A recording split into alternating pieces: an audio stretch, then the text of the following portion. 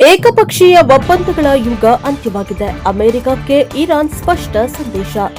ಪಶ್ಚಿಮ ಏಷ್ಯಾ ಸಂಘರ್ಷ ಕೊನೆಗೊಳಿಸುವ ನಿಟ್ಟಿನಲ್ಲಿ ಅಮೆರಿಕದೊಂದಿಗೆ ನಡೆದಿರುವ ಮಾತುಕತೆ ಹಾಗೂ ಮತ್ತೆ ಆರಂಭವಾಗಿರುವ ದಾಳಿ ಪ್ರತಿದಾಳಿಗಳ ಕುರಿತು ಇರಾನ್ ಸಂಸತ್ತಿನ ಸ್ಪೀಕರ್ ಮೊಹಮ್ಮದ್ ಬಗೇರ್ ಗಾಲಿಬಾಫ್ ಭಾನುವಾರ ಪ್ರತಿಕ್ರಿಯಿಸಿದ್ದಾರೆ. ಶಾಂತಿ ಮಾತುಕತೆ ಹಾರ್ಮುಜ ಜಲಸಂಧಿಯನ್ನ ವಾಣಿಜ್ಯ ಚಟುವಟಿಕೆಗಳಿಗೆ ಮುಕ್ತಗೊಳಿಸುವ ನಿಟ್ಟಿನಲ್ಲಿ ಉದ್ದೇಶಿತ ಒಪ್ಪಂದದ ತಿಳುವಳಿಕೆಯ 5ನೇ ಅಂಶದ ಪುಟವನ್ನು ಹಂಚಿಕೊಂಡು ಅಮೆರಿಕಕ್ಕೆ ಎಚ್ಚರಿಕೆ ನೀಡಿದ್ದಾರೆ.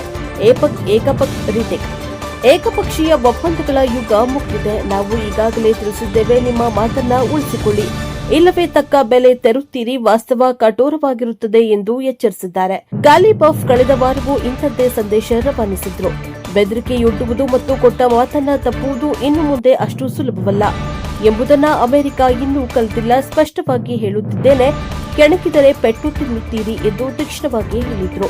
ಅರ್ಥವಿಲ್ಲದ ಪ್ರಯತ್ನಗಳನ್ನ ಮಾಡಬೇಡಿ. ಹೀಗೆಯೇ ಮುಂದುವರೆದರೆ ಇನ್ನಷ್ಟು ಕೆಳಗೆ ಬೀಳುತ್ತೀರಿ.